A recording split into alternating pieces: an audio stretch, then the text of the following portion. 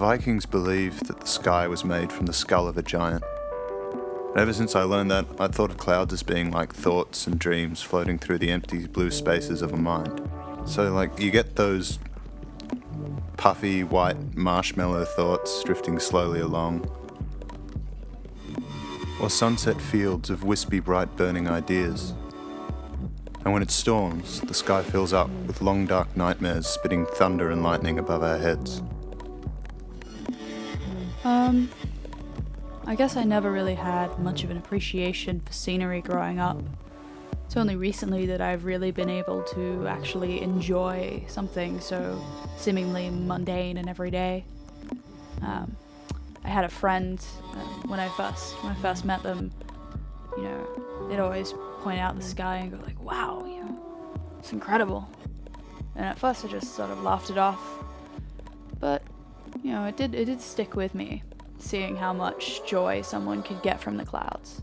I remember walking up on the highway side of Chatswood train station, and the sun was just setting, so everything was all golden, and up in the sky was just like all these different kinds of clouds, like, you know, one just fanning out really thin, and then these huge cumulonimbus sort of just all these, you know, bulbous and fluffy. And I usually tend to see like dragon or tortoise heads, if anything. Maybe like a panda. I was travelling across the bridge once on the train.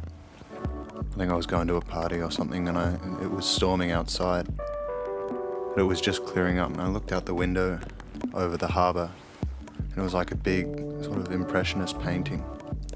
And in the middle of it all was this giant black mass of clouds that I thought was in the shape of like a fetus, with, you know, storms all around. And the middle was like this baby being born out of the sky, and it was really awesome. The winter solstice out in the mountains one year, there was this brief but pretty intense rainstorm. The clouds started to clear at around 4 or 5.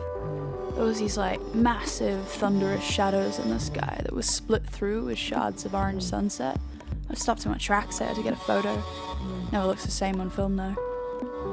I find whether things are, you know, going well or going badly or whatever it happens to be, that being able to appreciate something so simple is very grounding. Funny choice of words considering we're talking about clouds.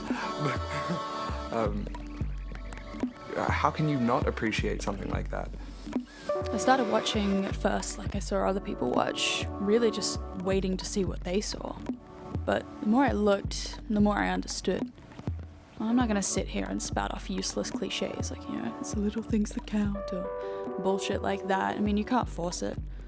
But I think there's a lot that goes under the radar, at least for me.